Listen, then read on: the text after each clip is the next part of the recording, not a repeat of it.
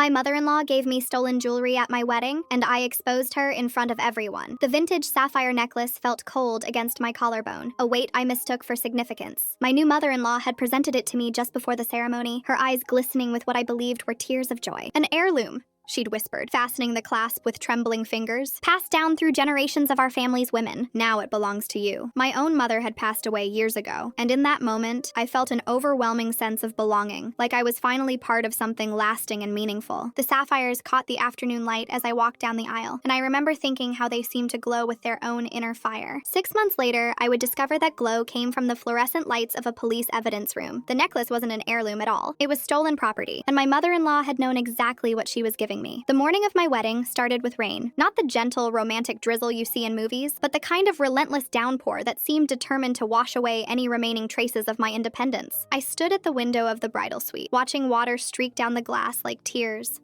and tried to convince myself it was good luck. That's what everyone kept telling me anyway. Rain on your wedding day means a lifetime of cleansing and renewal, my maid of honor, Delia, had said while she adjusted the hem of my dress for the 3rd time. Her voice carried that forced brightness people use when they're trying to make you believe something they don't quite believe themselves. I turned from the window and caught my reflection in the ornate mirror. The dress had been my mother's, altered to fit me but still carrying the faint scent of her lavender perfume. Or maybe I was imagining that. I'd been imagining a lot of things lately, like how my mother would have stood beside me at the altar, how she would have squeezed my hand and told me everything would be fine. The absence of her presence was a physical ache, a hollow space in my chest that no amount of wedding planning could fill. But I had Jonathan, my soon-to-be husband, with his patient smile and steady hands. He'd been my anchor through the chaos of planning, through the endless negotiations with vendors, through the complicated dance of blending our families. His mother, Valerie, had been a force of nature throughout the process, offering opinions I hadn't asked for, rearranging seating charts, insisting on traditions that seemed to come from some Victorian novel rather than actual family history. I'd told myself it was just her way of caring, that she was trying to welcome me into their world.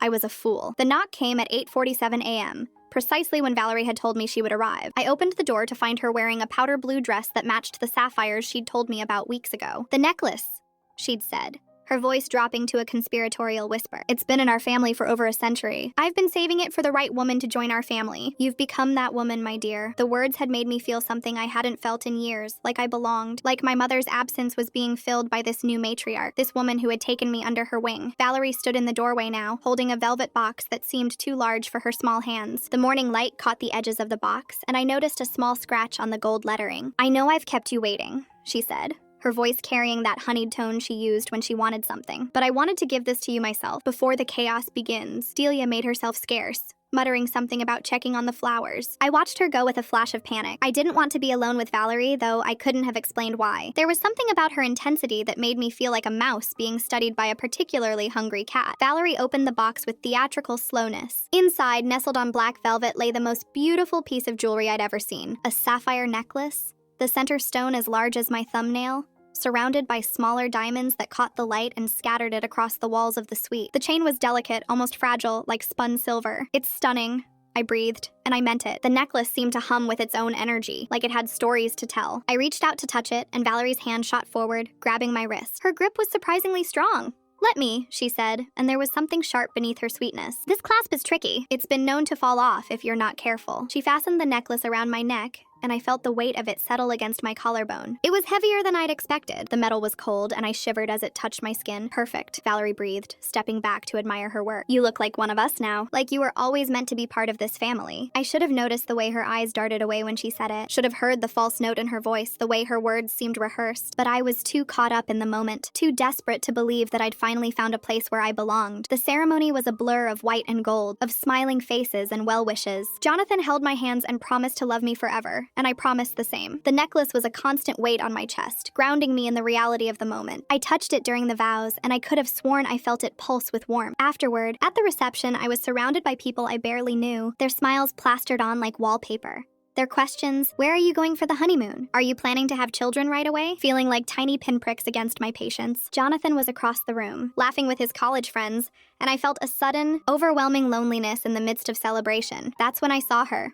A woman I didn't recognize, wearing a faded dress that looked like it had been fashionable decades ago. She stood at the edge of the reception hall, her eyes fixed on me, or more specifically, on the necklace around my neck. Her face had gone pale, and she was gripping the back of a chair as if she needed it to stay upright. I excused myself from my conversation and walked toward her, my heels clicking against the marble floor. "Are you okay?" I asked. "Can I get you some water?" She looked at me, and her eyes filled with tears. "Where did you get that necklace?" Her voice was barely above a whisper, but there was something urgent in it. Something desperate. "My mother-in-law gave it to me," I said, touching the sapphire. "It's a family heirloom." The woman let out a sound that was half laugh, half sob. "Family heirloom," she repeated, shaking her head. "That necklace was stolen from my grandmother's house 15 years ago. I've been looking for it ever since."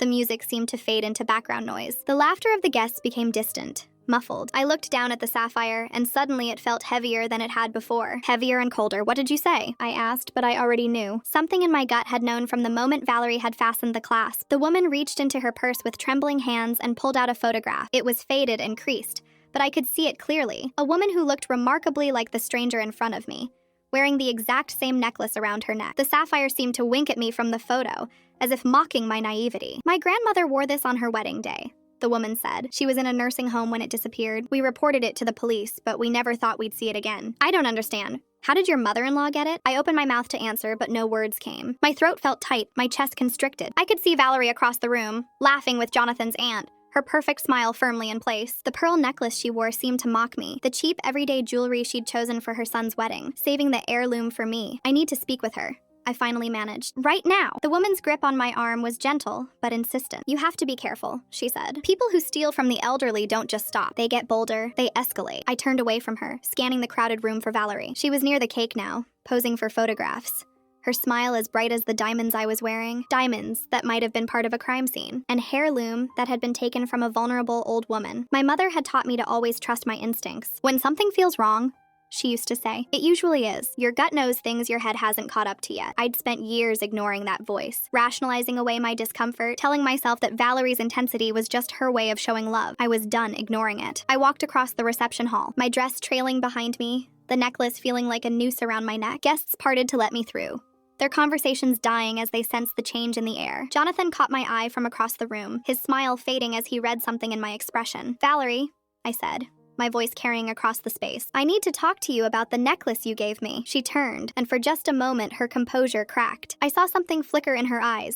Fear, maybe, or calculation. Then the mask was back in place, her smile smooth and practiced. "Of course, dear," she said, reaching out to pat my arm. "Is everything all right? You look pale." "No," I said, pulling away from her touch. "Everything is not all right. I just met a woman who says this necklace was stolen from her grandmother's home. She has photographs." The room went silent. I could feel eyes on me, hundreds of them, waiting to see what would happen next. Jonathan was making his way toward me, his face a mask of confusion and concern. Valerie's smile didn't waver, but something shifted behind her eyes. "I don't know what you're talking about, dear," she said, her voice as smooth as glass. "This necklace has been in our family for generations. It's an heirloom." "Then you won't mind explaining it to the police," I said, and I saw the color drain from her face. "Because I'm going to call them right now." The silence in the reception hall was absolute. Even the string quartet had stopped playing, their bows hovering mid-air like they'd been frozen in time. I could feel the weight of every guest's gaze pressing down on me, could hear my own heartbeat thrumming in my ears like a warning drum. Valerie stood before me, her practiced smile now frozen into something resembling a grimace, her eyes darting around the room as if searching for an escape route that didn't exist. Jonathan reached my side, his hand finding my elbow. "What's going on?" he asked, his voice low and urgent. "Why are you talking about the police?" I turned to face him, and I saw the confusion in his eyes, the genuine bewilderment. He had no idea what his mother had done. In that moment, I realized that Valerie had been playing a long game, one that had kept her son in the dark for years. He wasn't complicit. He was another victim of her manipulation. "Jonathan," I said, keeping my voice steady despite the trembling in my hands, "the necklace your mother gave me this morning was stolen. The woman over there recognized it. Her grandmother owned it, and it was taken from her nursing home room 15 years ago." Jonathan's face went pale. He looked at his mother, then back at me, then at the stranger who was still standing at the edge of the room, clutching her photograph like a lifeline. "Mom?" he said, his voice cracking. "What is she talking about?" Valerie's composure finally cracked. "She's confused," she said quickly. Too quickly. "The necklace is an heirloom. It's been in my family for—" "Which family?" I interrupted. "Because I've been researching your family history for months, Valerie. I've seen all the photographs, the old portraits, the wedding albums. I've never seen this necklace anywhere in any of them. Not once." The words hung in the air like smoke. I watched Valerie's face cycle through a series of expressions. Shock, anger, fear, and then a cold calculation that made my blood run cold. She was trying to figure out how to spin this, how to twist the narrative to make herself the victim. I'd seen her do it before, in smaller ways. At the engagement party when she'd accidentally spilled red wine on my mother's antique tablecloth. At Thanksgiving when she'd misunderstood my dietary restrictions and made a turkey I couldn't eat. At every family gathering, she'd found subtle ways to undermine me, to make me feel like an outsider. But this was different. This was theft. This was premeditated cruelty against a vulnerable old woman. The stranger stepped forward, her voice shaking but determined. My grandmother's name was Eleanor Whitmore. She lived in Oakwood Nursing Home until she passed away 3 years ago. This necklace was her most prized possession. It was given to her by her own mother on her wedding day in 1962. She held up the photograph, and I could see the resemblance now. The same oval face, the same steady gaze. When it disappeared, we filed a police report. We even hired a private investigator. But we never thought we'd see it again. Jonathan ran a hand through his hair, a gesture of frustration I'd seen him make 1,000 times. Mom, if this is true, it's not true, Valerie snapped, her voice sharper than I'd ever heard it. This woman is clearly confused, or perhaps she's just looking for attention. People do desperate things when they think they can get money out of wealthy families. The accusation hung in the air, and I saw the stranger flinch as if she'd been slapped. It was a calculated move, I realized. Valerie was trying to discredit her, to make her look like a gold digger. She'd done the same thing to me when I'd first started dating Jonathan, telling him I was too ambitious and too independent for their family. I'm not here for money, the woman said, her voice trembling. I'm here because I've been searching for this necklace for 15 years. It's the last piece of my grandmother's legacy. She talked about it constantly before she died. She was heartbroken when it was taken. The reception hall was still silent, but the silence had changed. It was no longer the silence of shock. It was the silence of judgment. I could see guests exchanging glances, could see the doubt creeping onto their faces. Aunts and uncles who had always taken Valerie's side were starting to look unsure. Cousins who had grown up hearing Valerie's stories about family heirlooms were starting to do the math in their heads. Valerie must have sensed the shift too, because her demeanor changed. Her shoulders dropped, her voice softened, and her eyes grew wet with tears that appeared from nowhere. I can't believe this is happening on my son's wedding day, she said, her voice cracking. This woman shows up out of nowhere with some story, and my own daughter-in-law turns against me. I have given everything to this family. Everything. She reached out to touch Jonathan's arm, but he stepped back. It was a small movement, barely noticeable, but I saw the hurt flash across Valerie's face. She wasn't used to being rejected, especially not by her son. Mom, just tell me the truth, Jonathan said, his voice strained. Where did you get the necklace? For a long moment, Valerie was silent. I could see her weighing her options, calculating the consequences of each possible answer. Then she did something I hadn't expected. She laughed. It was a hollow sound, empty of humor. Does it matter? She asked, her voice suddenly weary. After everything I've done for this family, after everything I gave up to raise you after your father walked out, I gave this woman the most beautiful piece of jewelry I could find, and this is the thanks I get? Accusations and shame on my son's wedding day? The guilt trip was expertly crafted, I had to give her that. She was playing on Jonathan's sense of loyalty, his childhood memories of his mother as a single parent who had sacrificed everything for him. I could see the conflict on his face, the war between the love he felt for me and the love he felt for the woman who had raised him, but I wasn't going to let her win. Not this time. Not after everything. I have the police on speed dial, I said, pulling out my phone. Or we can end this right now. You can tell us the truth, and we can figure out how to make this right. Or I can call the authorities and let them sort it out. Valerie's eyes flickered to the phone in my hand, and I saw something shift in her expression. Fear. Real fear. Whatever she had done, she didn't want the police involved. Fine, she said, her voice barely above a whisper. I bought it from a dealer at an estate sale. I didn't know it was stolen, but there was something in her eyes that told me she was still lying. A flicker of something that didn't quite match her words. The stranger stepped forward, her face etched with disbelief. An estate sale? She repeated. My grandmother didn't have an estate sale. She couldn't afford one. She died with nothing but the clothes on her back and the memories of everything she'd lost. Valerie opened her mouth to respond, but I cut her off. We're going to sort this out, I said, my voice as steady as I could make it. But not here. Not in front of everyone. Jonathan, can you take your mother somewhere private? I'll speak with our guest. Jonathan nodded, his face pale but determined. He took his mother's arm, and I watched as he led her away from the reception hall, through the crowd of stunned guests. Valerie's heels clicked against the marble floor, a hollow rhythm that echoed in the sudden silence. I turned to the stranger. What's your name? I asked. Margot, she said. Margot Hayes. Margot, I'm so sorry this happened, I said, and I meant it. I had no idea. I wouldn't have worn this if I'd known. Margot shook her head. You didn't know. How could you have? Your mother-in-law is a very good liar. She paused, her eyes searching mine. You should know something else. The day my grandmother's necklace went missing, a woman matching your mother-in-law's description was seen visiting the nursing home. She told the staff she was from a charity that helps elderly people sell their belongings. The words hit me like a physical blow. Not just theft, but fraud. Valerie hadn't just taken the necklace.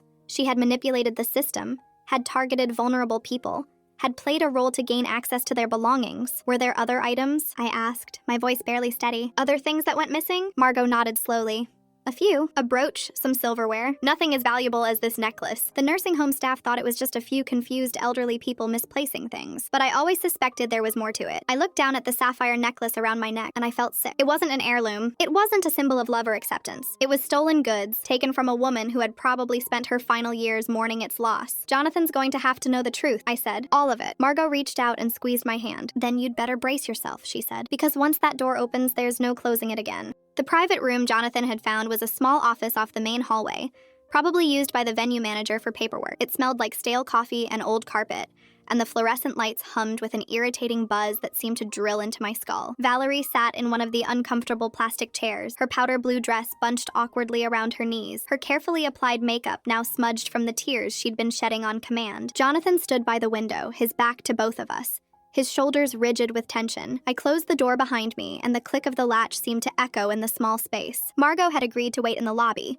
her photograph clutched to her chest like a shield. She'd given me her phone number and told me to call if I needed anything. I had the strangest feeling I'd be using it. Mom, Jonathan said, his voice cracking on the word, I need you to tell me the truth right now. No more lies, no more excuses, just the truth. Valerie's eyes darted between us, searching for an ally she wouldn't find. I already told you, she said, her voice trembling with practiced vulnerability. I bought it at an estate sale. I had no idea. Don't, I said, the word sharper than I'd intended. Don't lie to us again. Margot told me what happened. She told me about the charity visit, about the stolen brooch and the silverware. I know you targeted her grandmother. I know you've been doing this for years. The color drained from Valerie's face. For a moment, she looked like a cornered animal, desperate and dangerous. Then something shifted behind her eyes.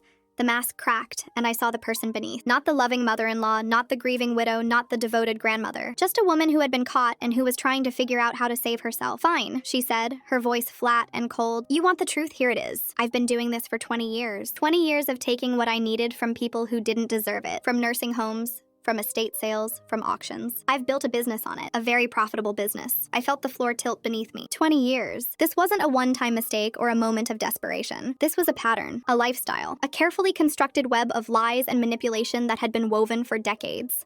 20 years? Jonathan repeated, his voice hollow. You've been stealing from people for 20 years? But the necklace, you said it was an heirloom. You showed me photographs. Valerie laughed, and there was nothing warm about it. Those were photographs of the original owners. I found them in the nursing home files. I always do my research. I know exactly what I'm taking and who it belonged to. She paused, her eyes meeting mine with a cold challenge. That necklace was supposed to be my retirement fund. But then you came along with your beautiful smile and your sweet manners, and my son fell in love with you. I needed to prove something. I needed to show you that you were worthy of our family. By giving me stolen goods? I asked, my voice barely above a whisper. That was your way of welcoming me? By giving you something valuable, Valerie snapped, something that would make you feel like you belonged. I thought you'd be grateful. I thought you'd be so blinded by the gesture that you wouldn't ask questions. But no, you had to dig. You had to poke your nose where it didn't belong. Jonathan turned from the window, and I saw the tears in his eyes. You stole from the elderly, he said, his voice breaking. From people who trusted you. People who couldn't defend themselves. How could you do that? Valerie stood up, her chair scraping against the floor. Because I had to, she shouted, her composure finally shattering. Your father left me with nothing. Nothing. I had to find a way to survive. I had to find a way to give you the life you deserved. Every dollar I made, every piece I sold, it was for you. For us. Don't you understand that? That's not true,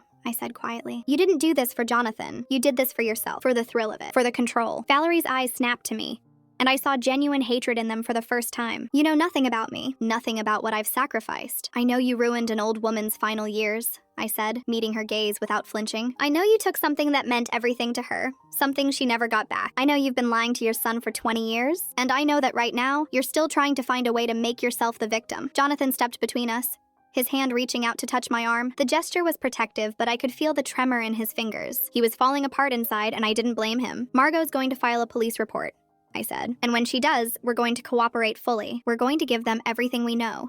Every detail you've ever told us about where you got your heirlooms. You're going to have to face the consequences of what you've done. Valerie's eyes widened. You can't do that. I'm family. I'm your mother. Not my mother, I said quietly. And not the woman I thought you were. The silence that followed was heavy with years of lies and broken trust. Jonathan's hand tightened on my arm, and I could feel him trembling. I looked at him, and I saw the boy he must have been.